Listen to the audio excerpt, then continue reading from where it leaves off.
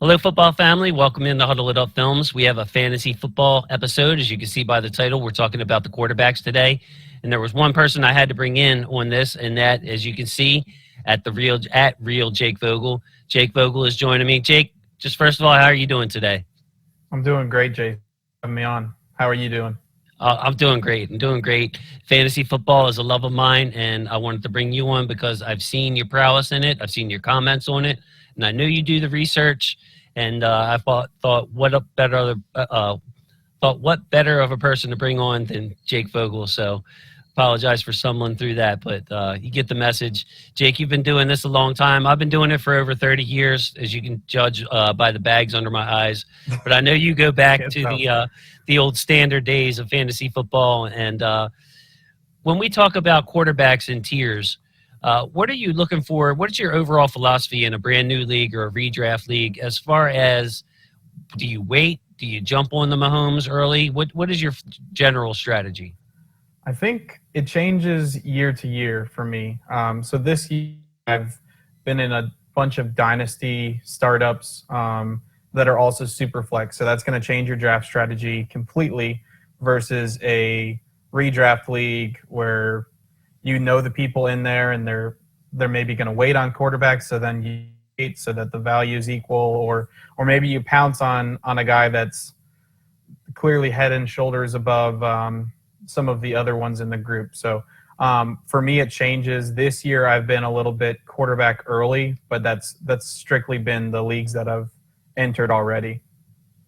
And I noticed when I went over your rankings before the show, a lot of our rankings are similar. And I think for the most part, a lot of rankings will be similar. But there's one big shocker at the top of your list, and it's gonna shock people. It took me back by surprise because, quite frankly, I stay away from players that have any kind of injury going into the season. Just been a philosophy that's worked for me because I don't think that they get much better. But you have some research and some numbers, and I'm going to put your top six, your top tier of quarterbacks up on the screen so people can look at them. First, why are these six guys ahead in a tier by themselves in tier one? And go over your number one quarterback for me, please. Yeah, so I have these guys listed at the top six. They all were really high in points per game from last year, or in some of these cases, I had to go back more year behind that. So Dak Prescott is surprising to some people to be at the top of that list, but last year he was on a record-breaking pace. He was for 6,000 yards if he stayed on that pace, which I don't think anyone could realistically expect. But his offense is loaded. You have Amari Cooper, Michael Gallup, and CeeDee Lamb. On top of that, you have Ezekiel Elliott and some tight ends to work with. So that is a very good group. I think their offensive line is going to be stronger this year. Last year was a pretty down year for that group in Dallas, but I mean, he was on pace for 27.5 points per game. This is in PPR format, but that doesn't really change much for quarterbacks.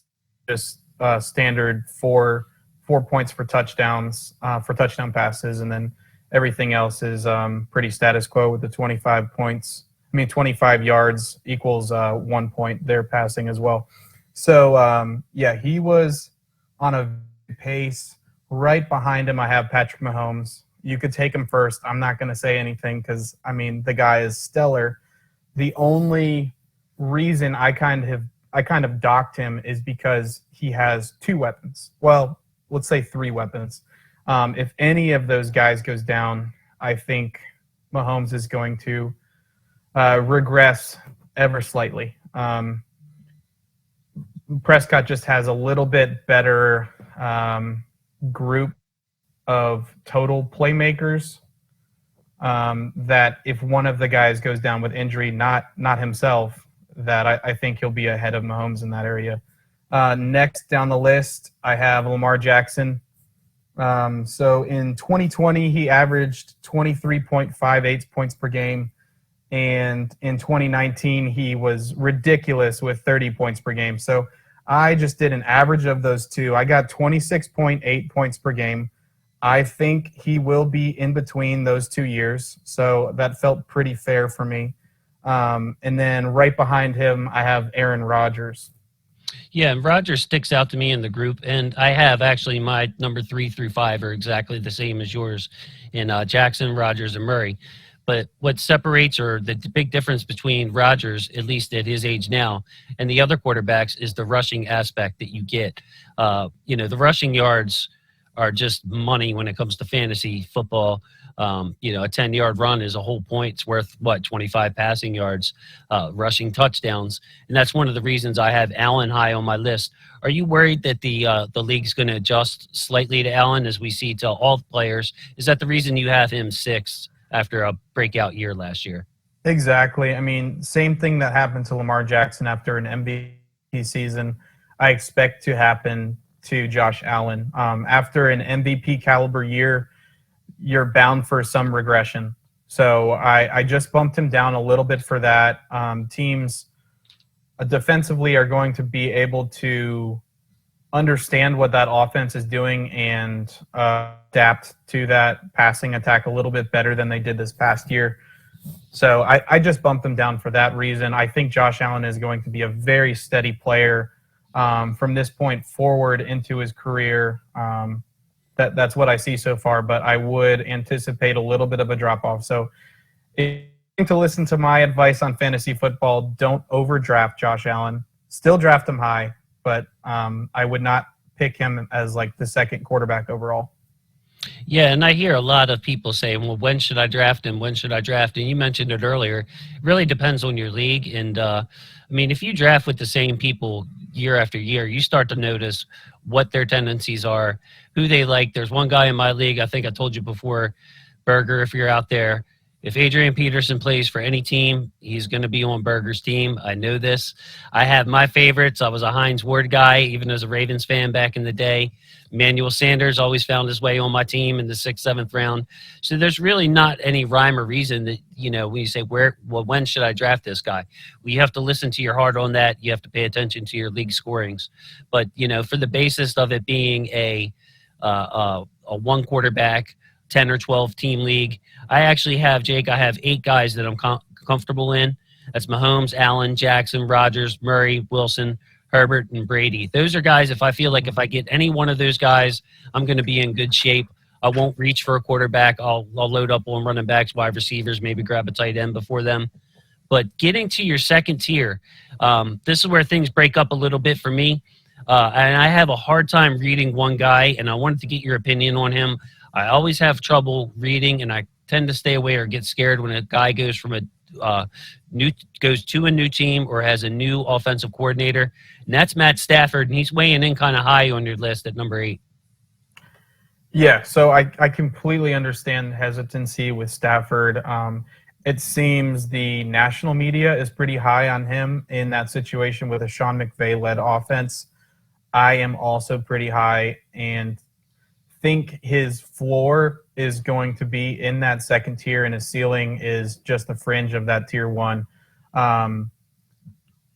So last year he only averaged 16.97 points per game. So basically 17 points per game, which is not very good when you're looking at all these quarterbacks overall.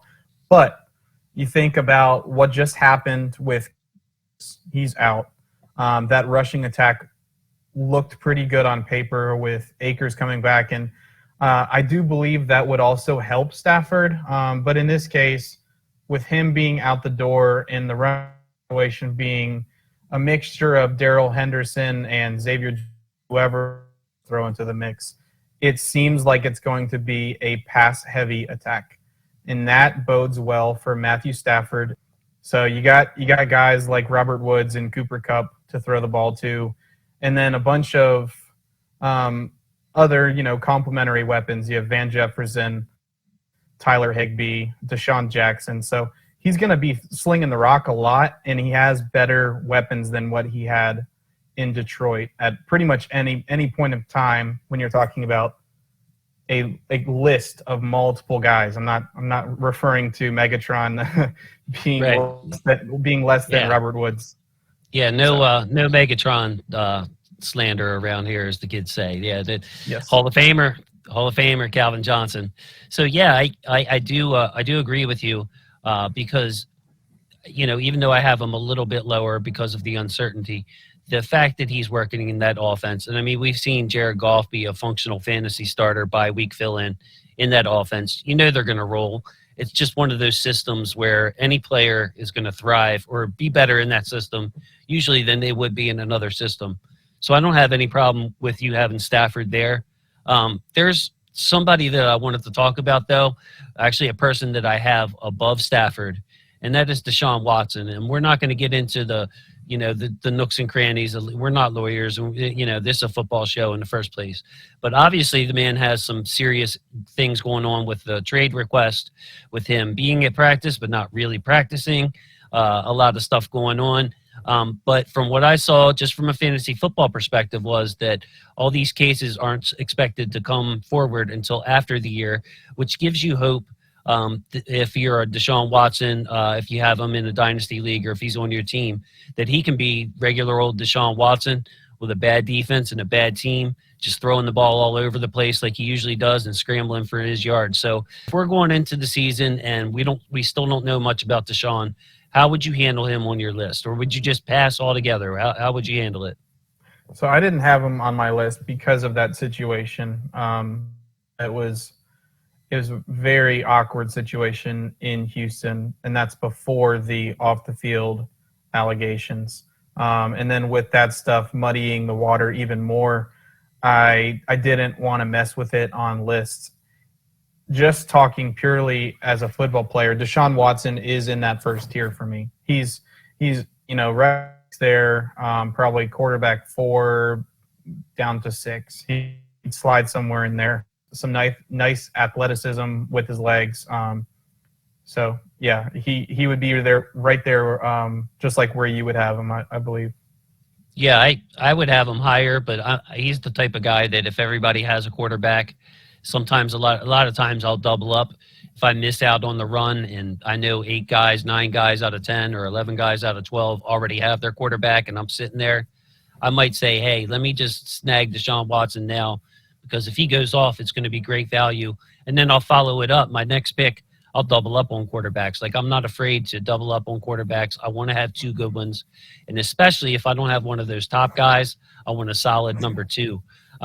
One guy that we're both high on that I think we should touch on is Joe Barrow. Another guy that people may have a hard time getting a read on. But you could tell last year, I mean, that I'm a film guy, and that's really where my basis is. He just looked super comfortable, even with that horrible line. He was making something out of nothing. If anything, he was a little bit too brave and hung in there a little too long when he really could, he's got that fight in him. But aside from that, very talented quarterback, very talented weapons. I have him. Well, actually, we both have him in the same spot. It looks like at number 14. So what can you say about Jared? Was that 13? Is that 13? We both have yeah, 13 for me, but yep. Go ahead, man. Can you speak on Joe for a little bit? Yeah, absolutely. So he's a really talented quarterback, had probably the greatest college football season we've ever seen from a quarterback statistically. Last year, he started out really strong, and if it wasn't for Justin Herbert, people would have said Barrow had the best rookie season for a quarterback in 2020. So he has a lot at his disposal. The problem there is the offensive line, and I do think they are improving it. They added to it, not in the way that many fans, even of opposing teams, would have liked to see, but they added some talent there, so the group should be better than what they were last year. It's just issues with solidifying that interior and the edges, that right tackle spot, especially. So we'll see if the Clemson product that they drafted in the second round can fill in there at right tackle, or if he ends up kicking inside to guard like many anticipate because of his arm length. Yeah, I was reading out of Bengals camp. They are trying him at guard, and as a matter of fact, that's where I projected him. I think that's a great place for him. But fans are upset that he's not elevated. With the depth chart games that are played this time of year, where he's not practicing with the ones, and their fans are kind of freaking out. But I think last year's Bengals offensive line, quite frankly, was just a disaster. Right. I mean, even from a communication standpoint, Jake, like even if you're not talented, can you just stop the free blitzers and the blown assignments? I mean, for goodness sake, I don't know how their offensive line coach kept his job through all that. But it was just, we saw it with our Ravens, all the blitzing and the free runners and Joe Burrow just. So if they can get that part, just short up a little bit and just get in somebody's way for a half second, not have free rushers, I think Burrow will just be fine. And then those weapons, the chemistry with Jamar Chase is one of the reasons why I was in the minority. I like the Chase pick. They should have, in my opinion, addressed the offensive line before the draft so they could have went best player available and not had that, pressure of Penei Sewell just hanging over them. But you have a connection, a historic connection with Burrow and Chase on the college level, and I expect them to pick back up. Now, there's one guy that I wanted to talk about here who we have way far apart, and for me, it's the unknown, but you actually have him at number 15 on your list, and that is the second-year quarterback out of Philadelphia, competing with maybe Joe Flacco, our former buddy, for a starting job. Jalen Hurts, hey, he's right there in the middle tier quarterback too, in your opinion. Can you go ahead and tell us why you're high on Jalen Hurts? Yeah, so when I was doing a little bit of research on how these guys performed last year, especially the ones I just didn't pay much attention to, I found that Jalen Hurts averaged 25 points per game from the quarterback position, which is really, really solid. The problem was it was a small sample size, and we're not really sure what his situation is going to be long term. So further down my list than high because of that really good points per game average is really that uncertainty where he stands in Philadelphia, if he's going to be the long term answer at that position.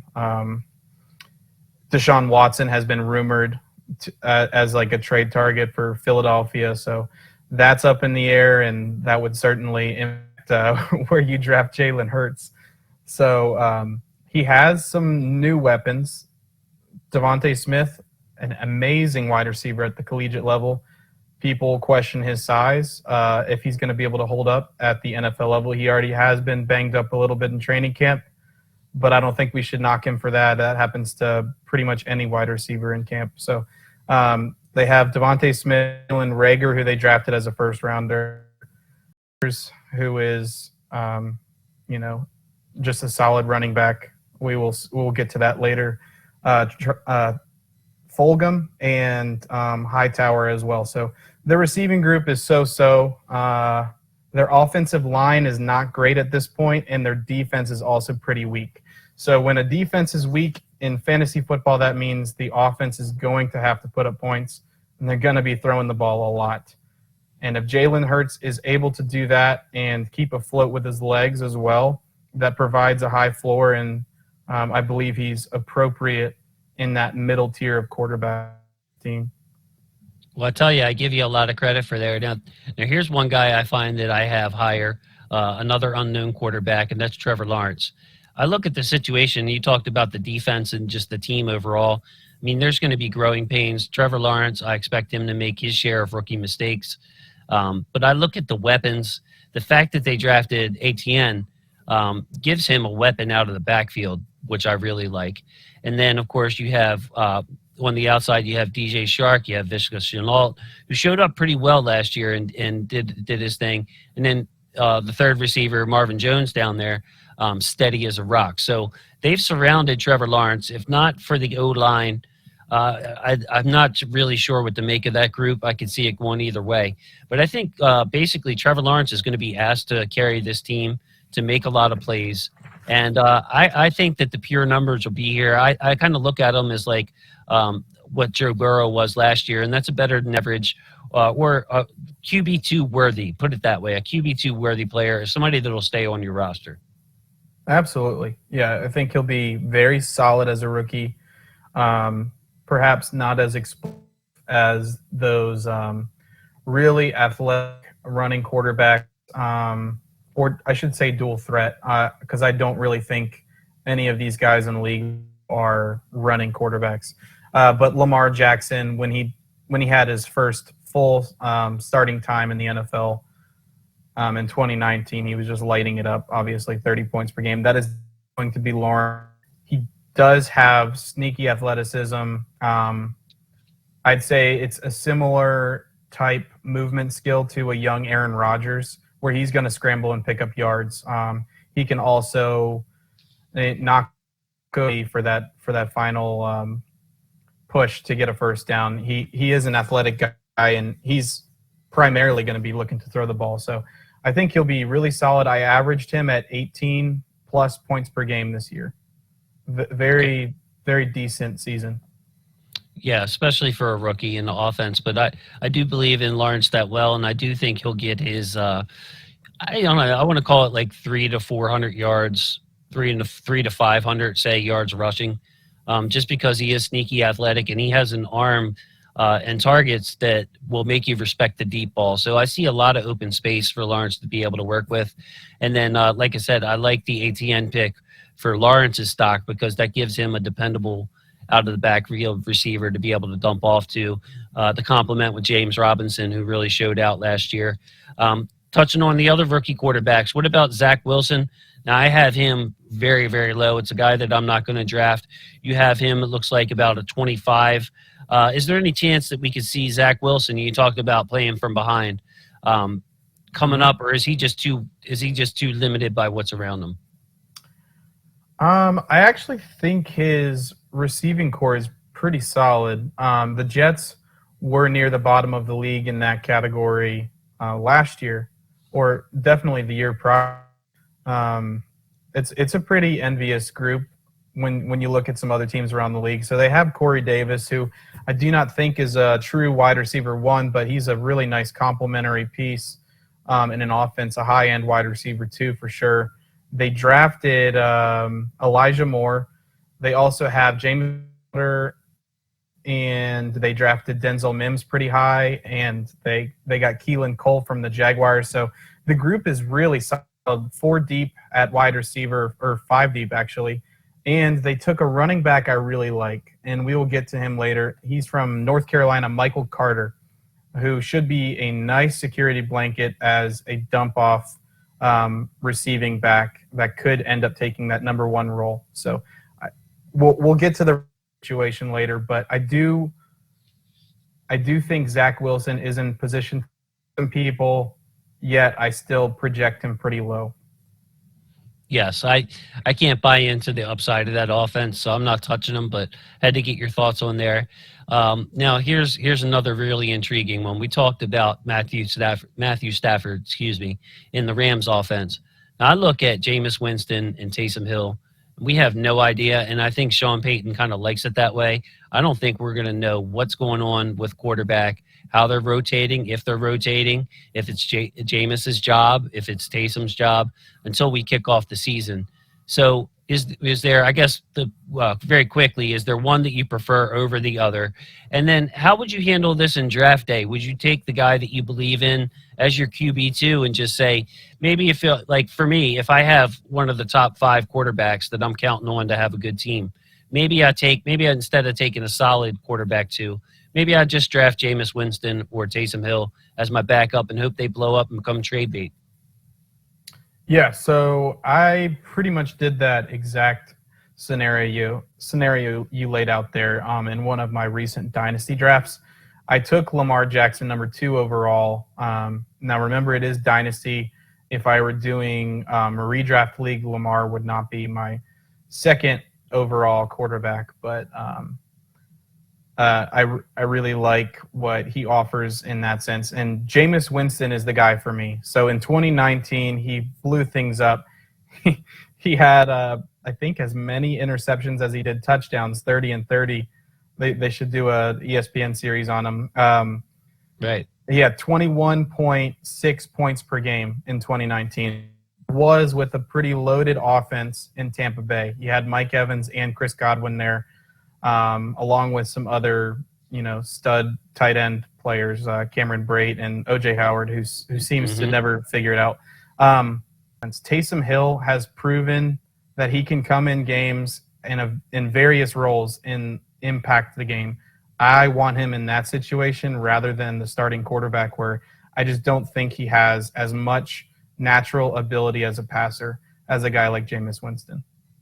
I mean, sure, and it's always been like that with Jameis. And, until he gets a little older, he's always going to be the most talented, or, never going to be able to question his arm talent. I mean, it's really, really impressive. The skill, Jameis's skills are up there with the best in the game, and they have been since he was drafted. It was part of the reason he was drafted so high. I believe he was the first overall pick. Jameis Winston, excellent player, probably more upside. I have to ask, though, because Taysom Hill will give you those running yards that are so coveted and probably be a threat on the goal line like a Josh Allen or like a Cam Newton of old. Sad what's happened to Cam, looks beat up. The last team of quarterbacks I wanted to talk about before we get out of here is the San Francisco situation with Jimmy Garoppolo and Trey Lance, because like we talked about with McVay, same thing with the Shanahan offense. I mean, Jimmy G was a pretty solid fantasy player. Now you use a draft pick on a young guy who has more talent than Jimmy G as far as arm talent, mobility, the whole package. So what are your thoughts on Trey Lance, Jimmy Garoppolo? Is this another situation where if you have a solid QB1 that you might take a shot with, say, a Trey Lance because he has the upside?